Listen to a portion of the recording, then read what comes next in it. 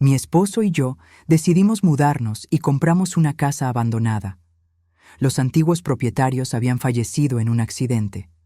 Durante la remodelación, mi esposo encontró una pared falsa, y lo que descubrimos cambió toda la historia. Pero déjame empezar por el principio, por el momento exacto en que mi hija me miró con desprecio y dijo las palabras que nunca olvidaré. Era un martes por la tarde cuando Roberto y yo llegamos a casa de Patricia con las llaves de nuestra nueva propiedad. Habíamos cerrado la compra esa misma mañana y yo estaba emocionada, nerviosa, feliz de contarle a mi hija sobre este nuevo capítulo en mi vida. Tengo 64 años y después de perder a mi primer esposo hace 6 años, nunca pensé que volvería a sentirme tan viva. Patricia abrió la puerta con esa sonrisa apretada que había perfeccionado en los últimos 2 años, desde que me casé con Roberto. Mi yerno Marcos estaba detrás de ella, con los brazos cruzados. «Mamá, qué sorpresa», dijo Patricia sin invitarnos a pasar. «Tenemos noticias maravillosas», le dije, sintiendo la emoción burbujeando en mi pecho. «Compramos una casa grande, hermosa, con jardín, y...» «¿Compraste qué?» La voz de Patricia cortó el aire como un cuchillo. «Una casa en calle Magnolia. Es la antigua casa de la familia Sandoval. Necesita algunas reparaciones, pero Roberto y yo...» «La casa Sandoval». Marcos se rió, pero no había humor en ese sonido. «Elena, esa casa lleva abandonada casi 1 año. Los dueños murieron en un accidente automovilístico. Nadie la quiere. Por eso conseguimos un precio excelente», explicó Roberto con calma, aunque yo sentí su mano tensarse en la mía. Patricia nos miró como si acabáramos de decirle que habíamos comprado un basurero. Finalmente dio un paso atrás y nos dejó entrar a la sala, pero no se sentó. Se quedó de pie, con las manos en las caderas, en esa postura que siempre usaba cuando estaba a punto de decirme exactamente qué pensaba. «Mamá, papá apenas murió hace 6 años y tú ya estás jugando a la casita con este hombre, tirando dinero en propiedades que no valen nada».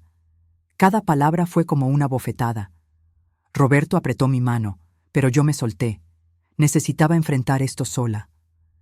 Sigue nuestro canal y acompáñame en cada revelación. Patricia, tu padre estaría feliz de verme feliz. Roberto me hace feliz. Esta casa es un error monumental, interrumpió Marcos.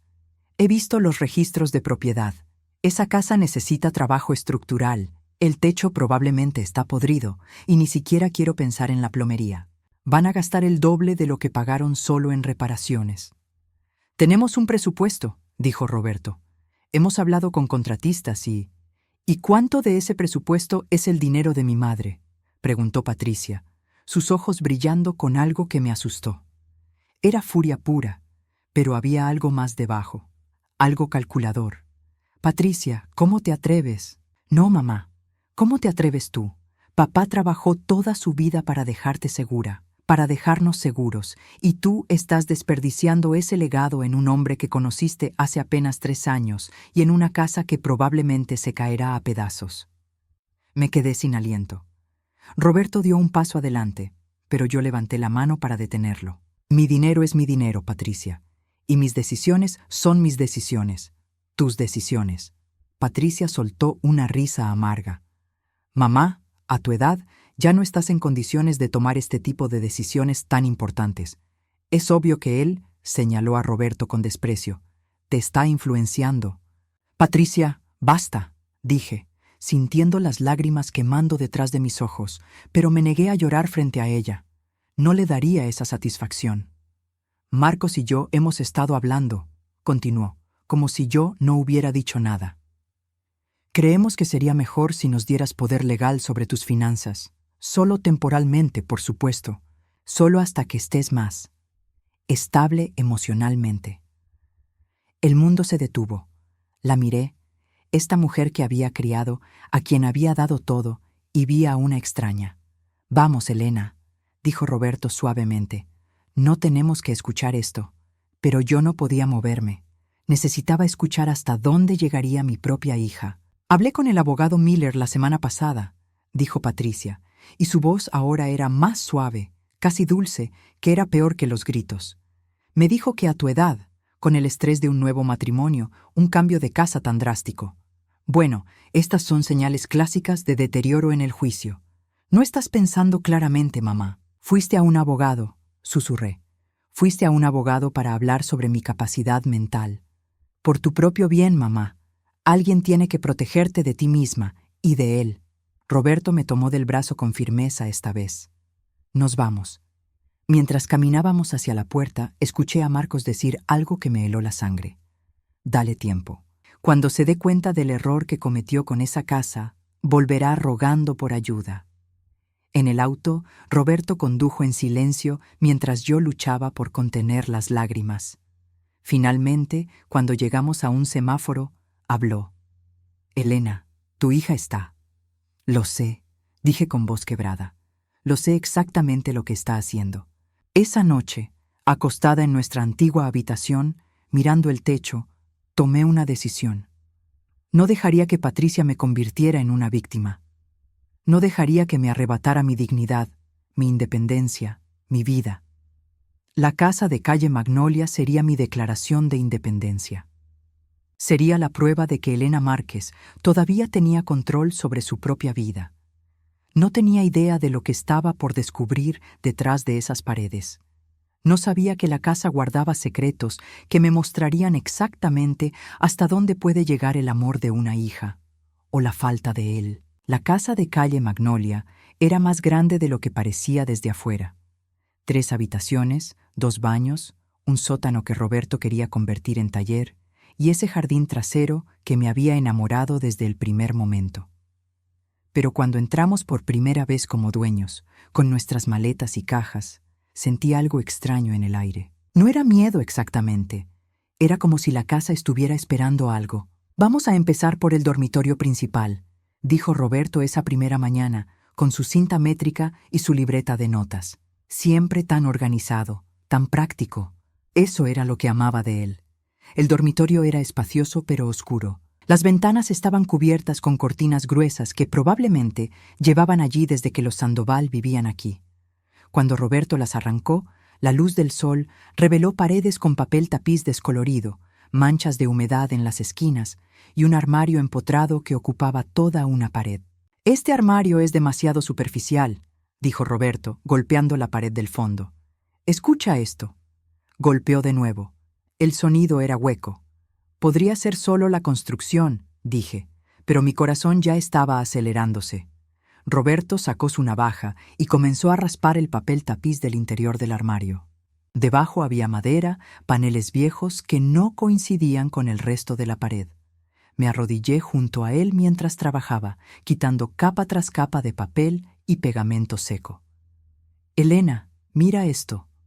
Había encontrado un borde, una línea casi invisible, donde un panel no encajaba perfectamente con el otro.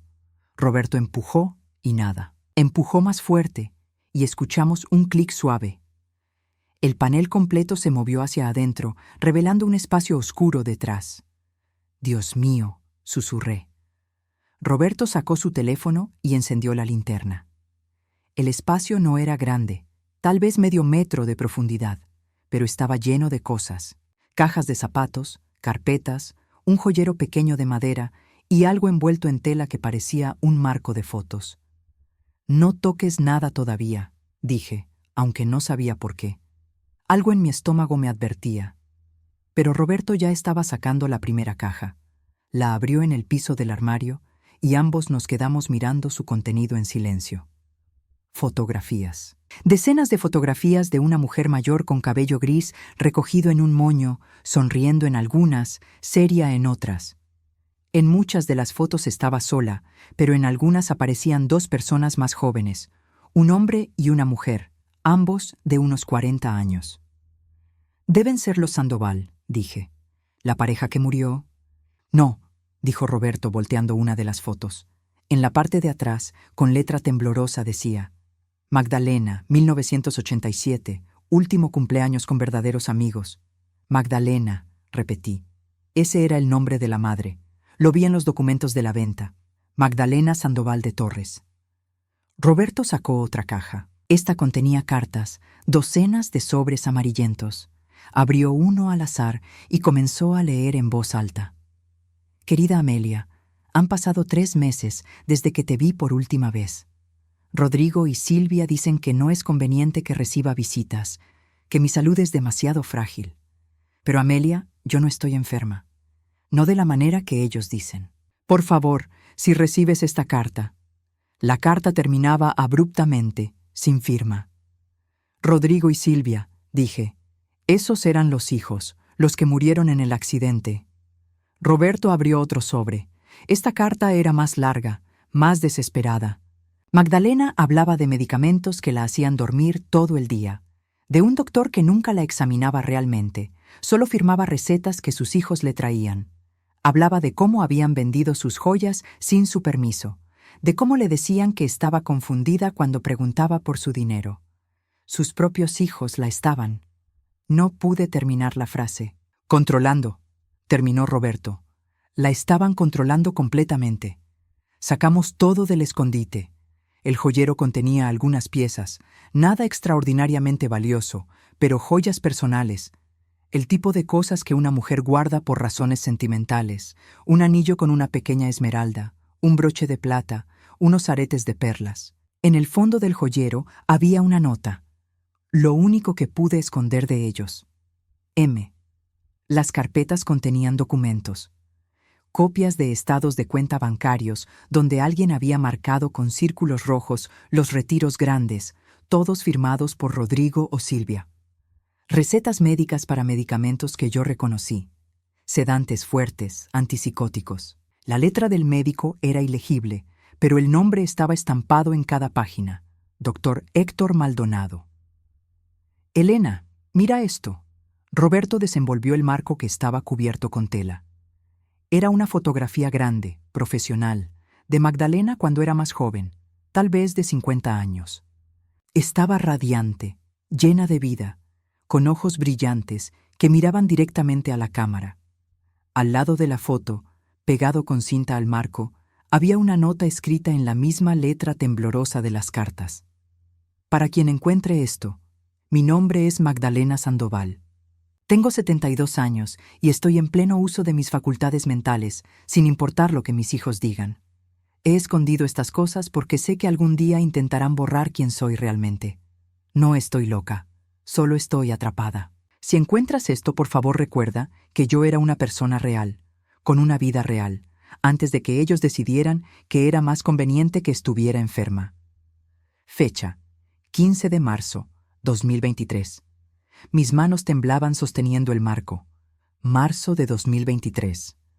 Los Sandoval habían muerto en agosto de ese mismo año, apenas 5 meses después. Ella sabía, susurré.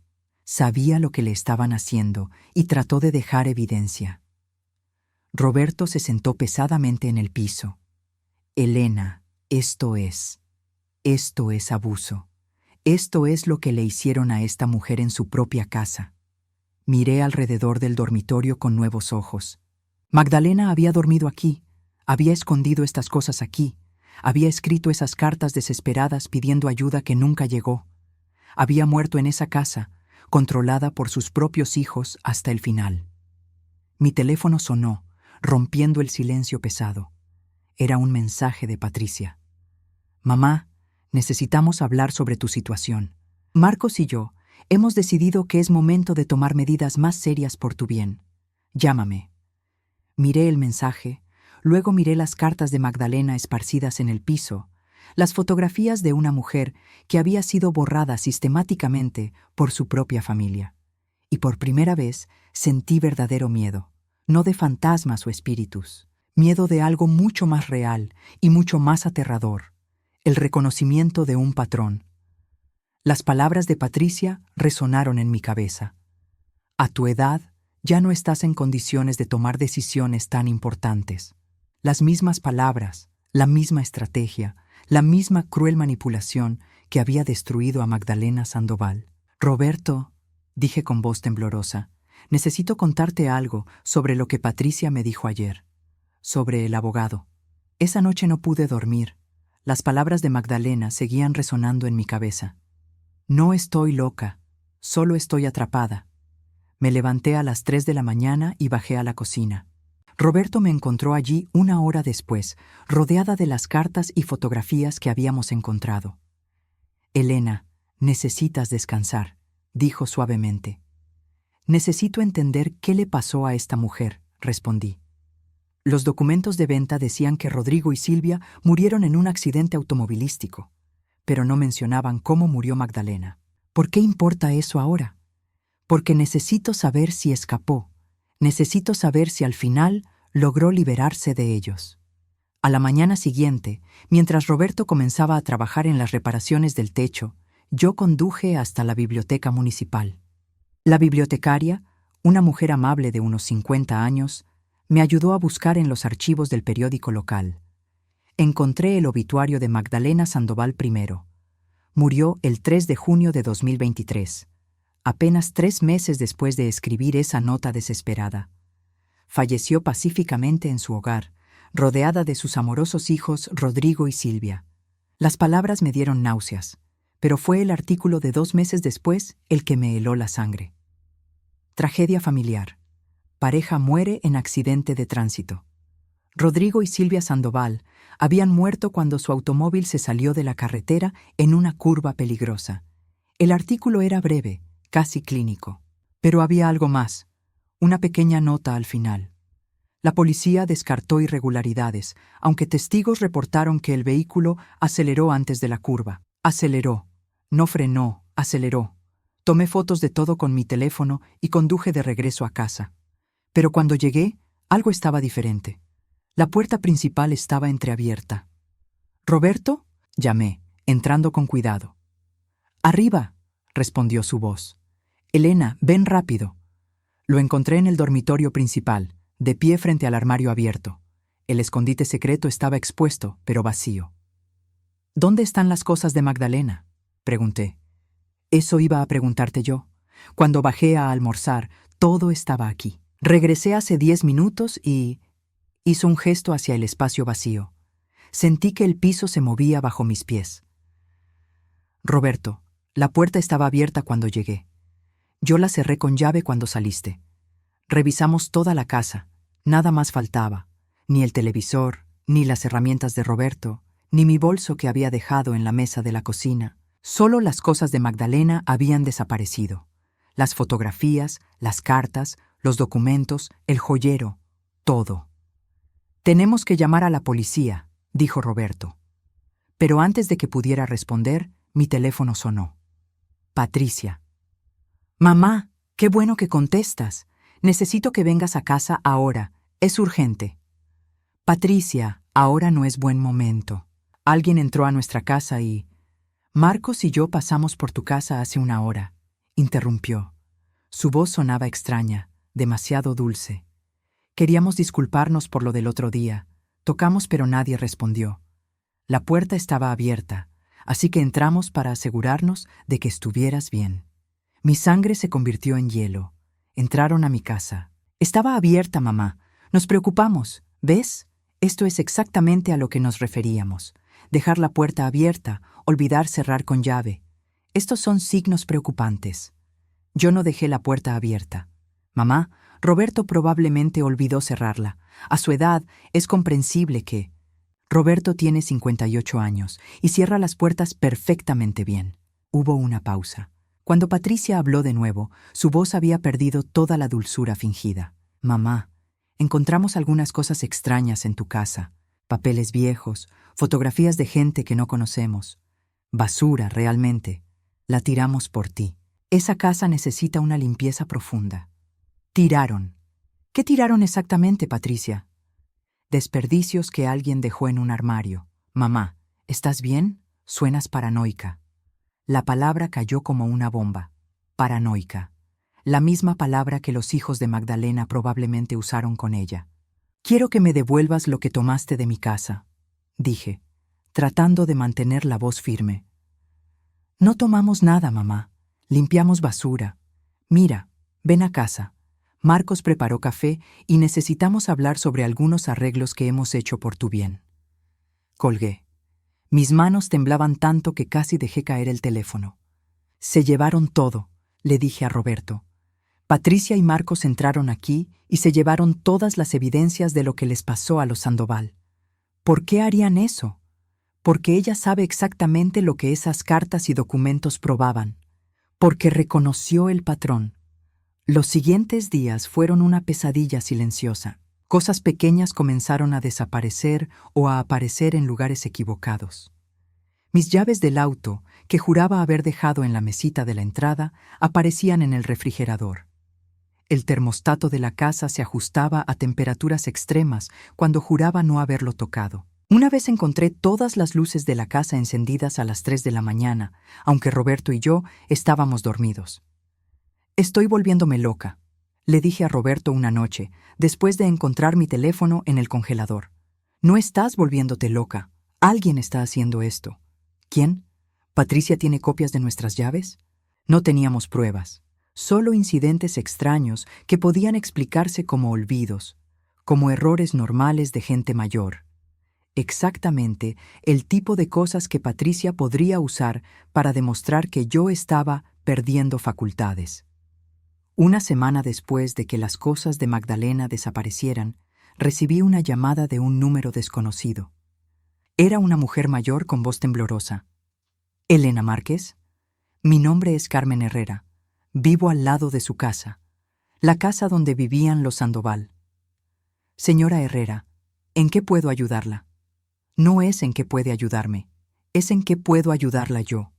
Vi que se mudaron a esa casa y necesito contarle algo sobre lo que pasó allí, algo que la policía nunca investigó como debían». Nos encontramos al día siguiente en una cafetería del centro. Carmen tenía 76 años, cabello blanco perfectamente peinado y ojos que habían visto demasiado. «Conocí a Magdalena por 30 años», comenzó. «Éramos amigas cercanas, o lo fuimos hasta que Rodrigo y Silvia decidieron que las visitas no eran convenientes para la salud de su madre». «Las cartas», susurré. «Encontré cartas que Magdalena escribió pero nunca envió». Carmen asintió lentamente. «Magdalena intentó pedirme ayuda muchas veces, pero ellos interceptaban todo. Cambiaron las cerraduras. Consiguieron una orden médica que decía que ella no podía tener visitas sin supervisión». «¿Cómo murió realmente?» Los ojos de Carmen se llenaron de lágrimas. La versión oficial fue insuficiencia cardíaca, pero yo vi a Magdalena 2 días antes de su muerte. Me colé por el jardín trasero. Estaba tan medicada que apenas podía mantener los ojos abiertos. Me dijo que sus hijos habían encontrado sus escondites, que le habían quitado todo. Dijo que ya no le quedaban fuerzas para seguir luchando. Y después, Rodrigo y Silvia murieron en ese accidente. «Ese no fue un accidente», dijo Carmen firmemente. «Yo estaba allí, los vi. Si comprendiste esta parte, ya sabes qué hacer, sigue el canal». Carmen tomó un sorbo de su café con manos temblorosas antes de continuar. Sus ojos miraban hacia la ventana de la cafetería, como si reviviera ese día horrible. Era 14 de agosto, alrededor de las 7 de la tarde. Yo estaba regando mis plantas del jardín delantero cuando vi el auto de Rodrigo salir de la entrada. Silvia iba en el asiento del pasajero, pero había algo raro en cómo manejaba. Rápido, demasiado rápido para una calle residencial. ¿Hacia dónde iban? Esa es la cosa. No iban a ningún lado. Dieron vueltas a la manzana 3 veces. 3 veces, Elena. Como si estuvieran preparándose para algo. Sentí un escalofrío recorrer mi espalda. En la 4ª vuelta, aceleró aún más. Yo podía escuchar el motor rugiendo. Y entonces, en la curva de Elm Street, simplemente no giró. El auto siguió derecho hacia los árboles, ni siquiera intentó frenar. Dios mío. Llamé al 911 inmediatamente. Corrí hacia el accidente. Silvia ya había muerto, pero Rodrigo todavía estaba consciente, atrapado en el auto, sangrando, pero consciente. ¿Y sabes qué fue lo último que dijo antes de que llegaran los paramédicos? Negué con la cabeza, sin poder hablar. Dijo, «Ella nos siguió, mamá nos siguió». Y él luego murió. El café se me cayó de las manos. Carmen me alcanzó servilletas, pero yo apenas podía moverme. La policía lo descartó como delirio por trauma. continuó Carmen, pero yo sé lo que escuché. Y sé que Rodrigo y Silvia pasaron los últimos 3 meses de la vida de Magdalena aterrorizándola, robándole, convirtiéndola en prisionera. Fuera lo que fuera que pasó en ese auto, fue justicia. Carmen, ¿por qué me está contando todo esto? Ella me miró directamente a los ojos. Porque vi a una mujer joven salir de su casa la semana pasada, cabello oscuro, bien vestida. La vi tomar cosas de su casa y ponerlas en su auto. Y la expresión en su cara era exactamente la misma que Silvia Sandoval tenía cuando hablaba de su madre. Fría, calculadora, como si usted fuera un problema que resolver, no una persona. Mi hija, susurré. Su hija está siguiendo el mismo camino que Rodrigo y Silvia, y Elena, necesito que entienda algo. Magdalena era una mujer fuerte, inteligente, llena de vida. Pero ellos la destruyeron poco a poco. No con violencia física, sino con palabras, con manipulación, haciéndola dudar de su propia mente hasta que simplemente se rindió. Conduje de regreso a casa en piloto automático. Las palabras de Carmen rebotaban en mi cabeza. Cuando llegué, Roberto estaba en el jardín, arrancando las malas hierbas del parterre que queríamos convertir en huerto. ¿Cómo estuvo la reunión?, preguntó. Le conté todo, cada palabra que Carmen había dicho. Cuando terminé, Roberto dejó caer la pala. Elena, necesitamos hacer algo. Patricia está escalando esto. Como si lo hubiera invocado, el timbre sonó. A través de la ventana vi el auto de Patricia estacionado frente a la casa. Pero no estaba sola. Había un hombre con ella, mayor, con maletín. Abrí la puerta con el corazón acelerado. «Mamá, qué bueno encontrarte en casa», dijo Patricia con esa sonrisa falsa que había perfeccionado. «Este es el doctor, Héctor Maldonado. Le pedí que viniera a hacerte un chequeo rápido». El nombre me golpeó como un puñetazo. Doctor Héctor Maldonado. El mismo médico que había firmado todas esas recetas para Magdalena. El mismo que había permitido que la sobremedicaran hasta convertirla en zombie. «No necesito ningún chequeo», dije, bloqueando la puerta. «Mamá, has estado tan estresada últimamente. El doctor Maldonado es especialista en salud mental geriátrica. Solo queremos asegurarnos de que estés bien». El doctor dio un paso adelante con una sonrisa profesional y vacía. «Señora Márquez, su hija me ha comentado algunos incidentes preocupantes. Olvidos, paranoia, comportamiento errático. Nada grave, probablemente, pero a su edad es importante descartar demencia temprana o deterioro cognitivo».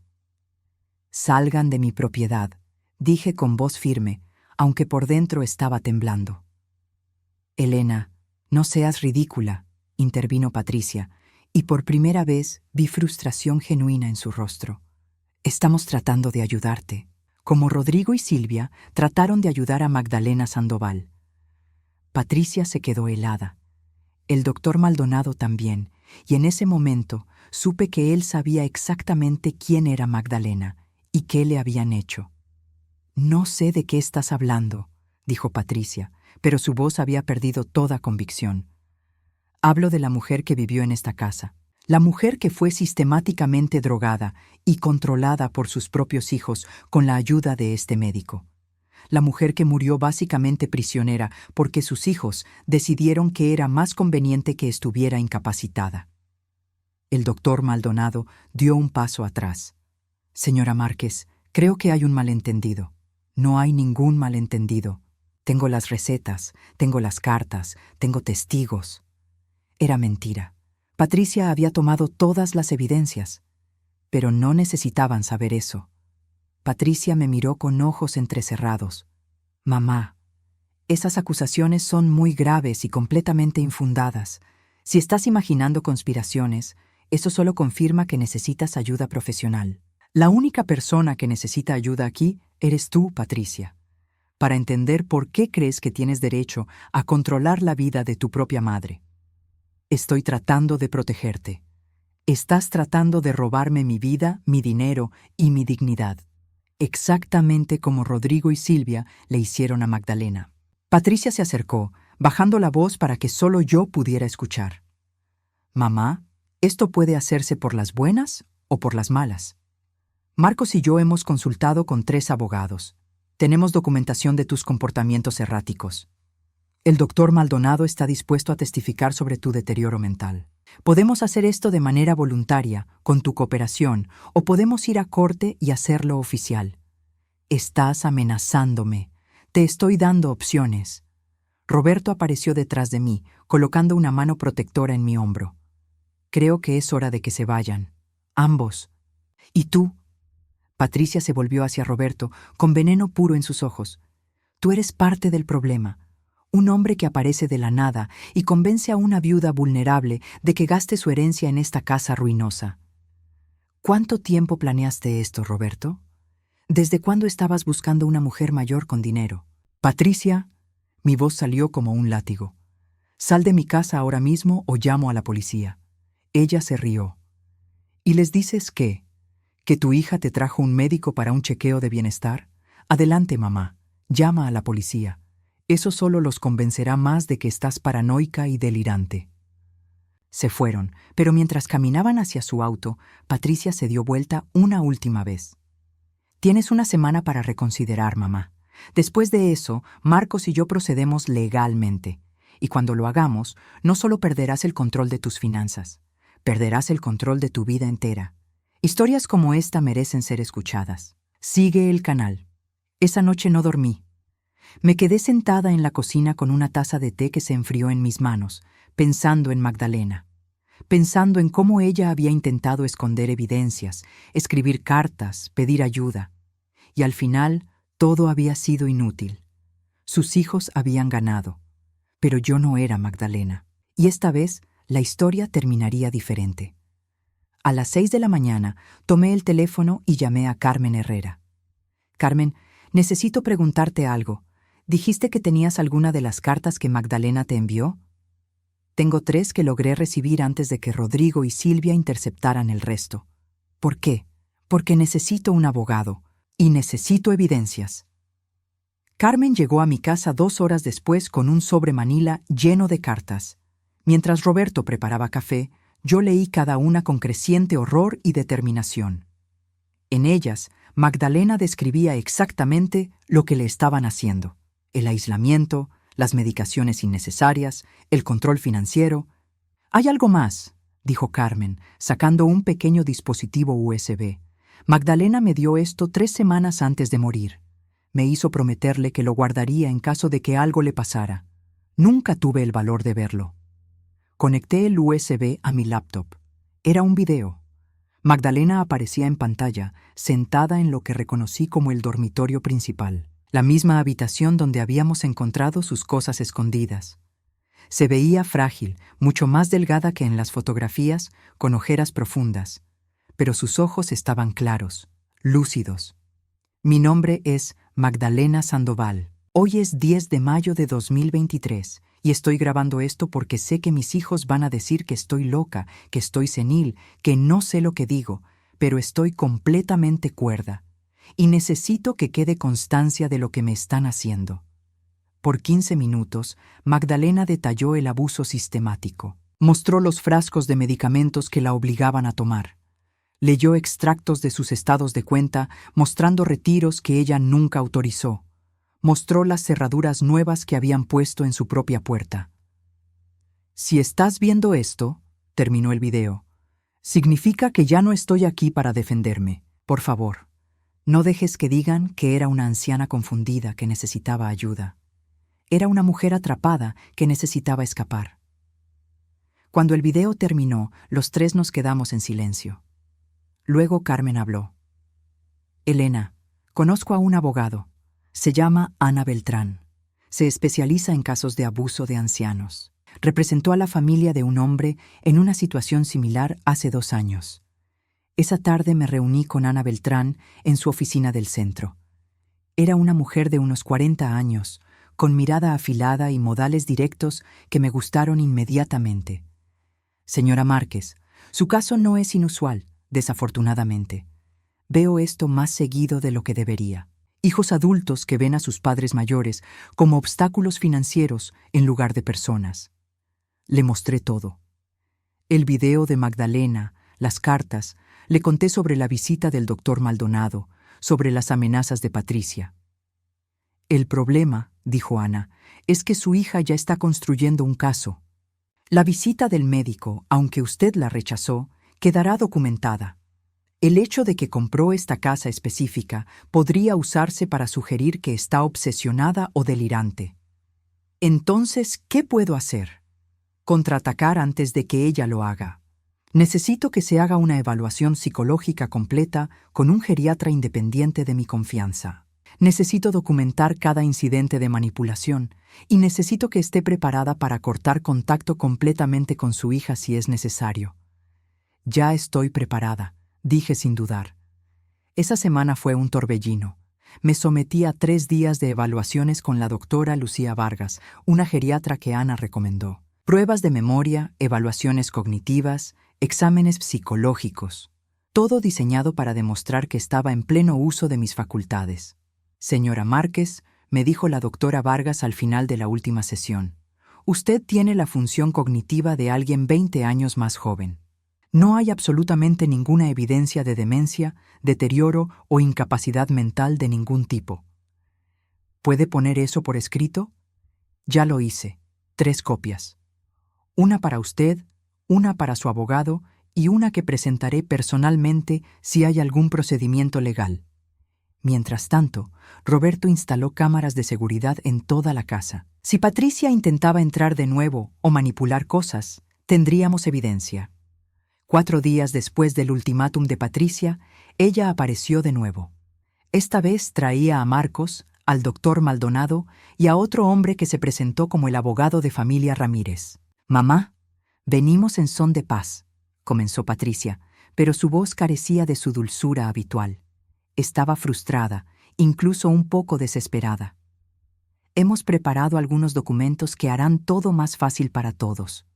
El abogado Ramírez sacó papeles de su maletín. «Señora Márquez, esto es una simple transferencia de poderes financieros a su hija. De esta manera, ella puede ayudarla a manejar sus asuntos sin la necesidad de un proceso legal largo y costoso». «¿Costoso para quién?», pregunté.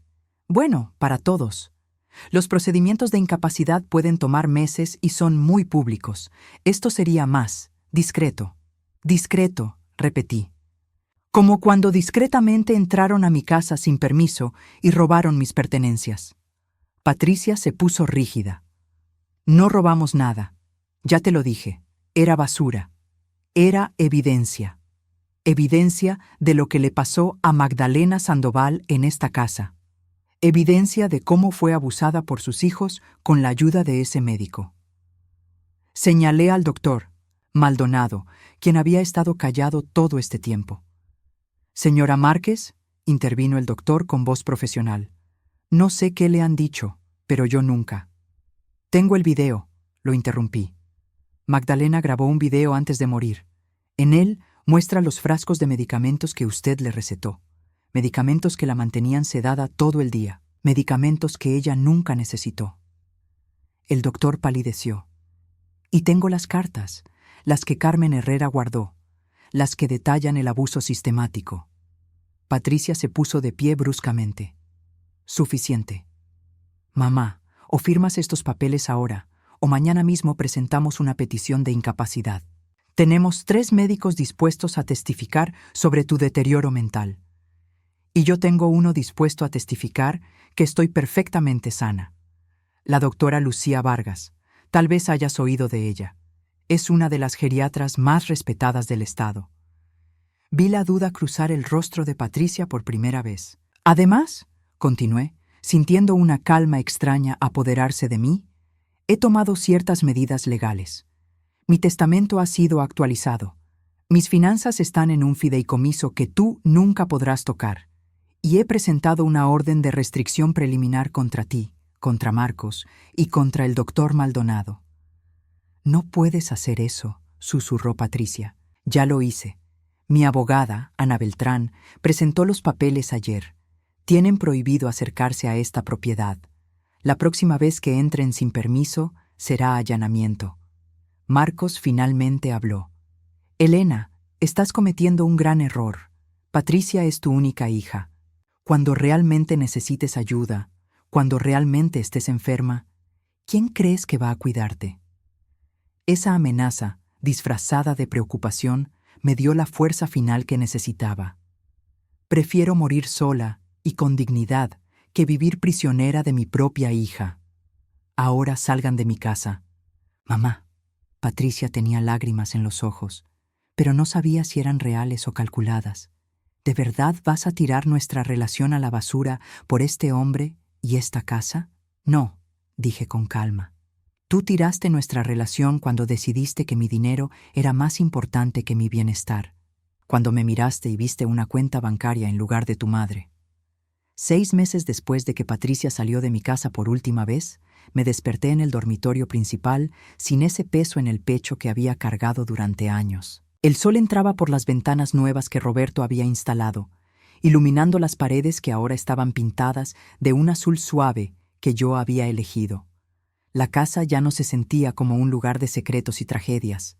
Se sentía como un hogar. Roberto apareció en la puerta con 2 tazas de café. Buenos días. ¿Lista para el día grande? Hoy era el día en que inaugurábamos el Centro Magdalena Sandoval para víctimas de abuso familiar. Con parte del dinero de mi fideicomiso, habíamos convertido el sótano en un espacio de reunión para grupos de apoyo.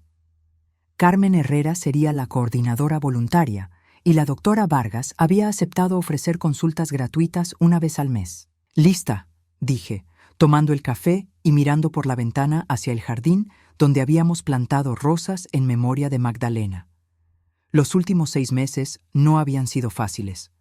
Patricia intentó proceder con la petición de incapacidad de todas formas, pero se derrumbó cuando la doctora Vargas presentó su evaluación y Ana mostró el video de Magdalena estableciendo el patrón de abuso.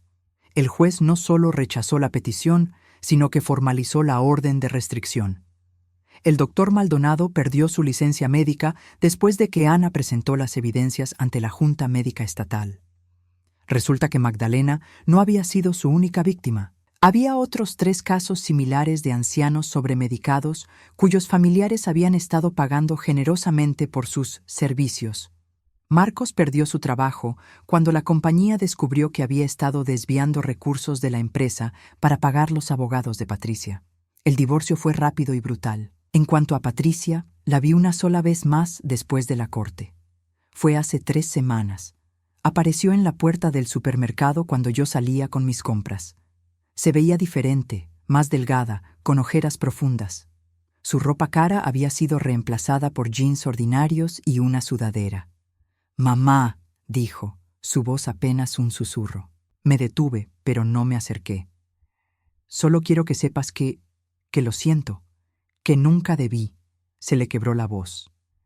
Miré a esta mujer que alguna vez fue mi niña pequeña, que alguna vez corrió hacia mis brazos cuando tenía pesadillas, que alguna vez me dijo que yo era su heroína. Y sentí nada. No odio, no dolor, solo un vacío tranquilo donde antes había estado el amor. Patricia, no sé si tus disculpas son genuinas o si solo necesitas dinero otra vez. Y honestamente, ya no me importa averiguarlo. Mamá, por favor, perdí todo. Marcos me dejó. Perdí la casa, mi trabajo. No tengo a nadie. Tuviste a alguien. Me tuviste a mí. Y elegiste tratarme como un obstáculo en lugar de como tu madre. Cometí errores terribles, pero sigo siendo tu hija. No, dije con calma. Mi hija murió el día que decidió robarme mi dignidad. La persona frente a mí es una extraña que se parece a ella. La dejé allí, parada en el estacionamiento. No miré atrás. Roberto me preguntó esa noche si me arrepentía de ser tan dura. No, le dije.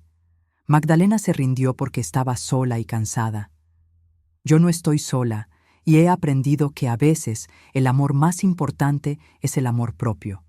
La inauguración del centro fue pequeña pero significativa. Carmen habló sobre Magdalena, sobre la mujer fuerte y vibrante que había sido antes de que sus hijos la destruyeran. Yo hablé sobre la importancia de reconocer el abuso familiar, de no tener miedo de pedir ayuda, de entender que el amor verdadero nunca requiere que sacrifiques tu dignidad. Hubo 15 personas en la primera reunión del grupo de apoyo, 15 personas, en su mayoría mujeres mayores, que compartieron historias escalofriantes similares a la mía y a la de Magdalena. Hijos que presionaban por poderes legales. Nietos que de repente estaban muy interesados en las finanzas. Familiares que sugerían chequeos médicos con doctores sospechosos. Lo más difícil, dijo una mujer de 72 años llamada Rosa, es aceptar que la gente que debería amarte es capaz de verte solo como dinero. No, la corregí suavemente. Lo más difícil es perdonarte a ti misma por haber permitido que te trataran así durante tanto tiempo. Pero lo segundo más importante es entender que nunca es demasiado tarde para recuperar tu poder. Esa noche, después de que todos se fueron, me quedé sola en el dormitorio principal. El mismo dormitorio donde Magdalena había escondido sus evidencias, donde había grabado ese video desesperado, donde había perdido toda esperanza. Abrí el armario y miré el espacio vacío donde había estado la pared falsa. Roberto había reparado todo, pero yo había pedido que dejara una pequeña abertura, un espacio simbólico. Saqué algo de mi bolsillo. Era una carta que había escrito esa mañana. Querida Magdalena, había escrito. No nos conocimos en vida, pero siento que te conozco a través de tus palabras, tus fotos, tu dolor. Quiero que sepas que tu historia no terminó con tu muerte. Tu verdad ayudó a salvarme, y ahora tu nombre ayudará a salvar a otros. Descansa en paz, sabiendo que no fuiste olvidada, que no eres solo una víctima. Eres la razón por la que 15 mujeres hoy se sintieron menos solas. Gracias por ser lo suficientemente valiente como para dejar evidencia. Gracias por luchar hasta el final. Y lo siento. Siento que nadie te salvó a tiempo. Pero prometo que tu legado será de esperanza, no de tragedia. Doblé la carta y la coloqué en el espacio del armario, junto con una foto mía y Roberto en el jardín, sonriendo. Sellé la abertura con una pequeña placa que Roberto había hecho. En memoria de Magdalena Sandoval. Su voz importó. 3 días después recibí una llamada de Ana Beltrán. «Elena, pensé que querrías saber. La oficina del fiscal finalmente revisó el caso de la muerte de Magdalena Sandoval. Basándose en las evidencias que proporcionamos, han decidido exhumar su cuerpo para una nueva autopsia». ¿Qué significa eso? Significa que si encuentran niveles tóxicos de medicamentos en su sistema, podrían abrir una investigación criminal póstuma contra Rodrigo y Silvia. No se les puede juzgar porque están muertos, pero al menos la verdad saldrá a la luz oficialmente. Magdalena finalmente será escuchada. Gracias a ti. No, dije, gracias a ella. Yo solo terminé lo que ella empezó. Han pasado 2 años desde ese día. El Centro Magdalena ahora atiende a más de 100 personas mensualmente. Carmen escribió un libro sobre la experiencia de Magdalena que se convirtió en una herramienta de concientización nacional sobre el abuso de ancianos. La autopsia confirmó envenenamiento por sobremedicación, y el caso de Magdalena se estudia ahora en facultades de Derecho como ejemplo de por qué las leyes de protección a ancianos necesitan ser más fuertes. Patricia nunca volvió. Escuché por terceros que se mudó a otro estado, que cambió su nombre. Parte de mí, una parte muy pequeña, todavía duele cuando pienso en ella, pero es el dolor de perder una ilusión, no una realidad. La madre que yo pensaba ser y la hija que ella pretendía ser nunca existieron realmente. Hoy, mientras escribo esto sentada en mi jardín, rodeada de las rosas de Magdalena que florecen brillantes y fuertes, entiendo algo fundamental. El amor verdadero no es sacrificio. Es respeto. Es dignidad. Es la capacidad de decir no cuando alguien intenta quitarte tu esencia. Roberto sale con limonada fresca. Me besa la cabeza y se sienta a mi lado. ¿En qué piensas?, pregunta. En que esta casa que compramos, esta casa supuestamente maldita que nadie quería, nos salvó la vida. ¿Cómo así? Porque nos mostró lo que podía pasar si yo no había luchado. Magdalena me regaló su verdad para que yo pudiera proteger la mía. El viento mueve las rosas, y por un momento juro que puedo sentir algo, una presencia suave, agradecida. No creo en fantasmas, pero creo en legados. Y el legado de Magdalena Sandoval no es de tragedia, es de liberación. Para seguir acompañando las historias de Sombra de la Tía Rosa, sigue nuestra página. Deja el nombre de tu ciudad en los comentarios para saber hasta dónde llegan mis historias. Fin.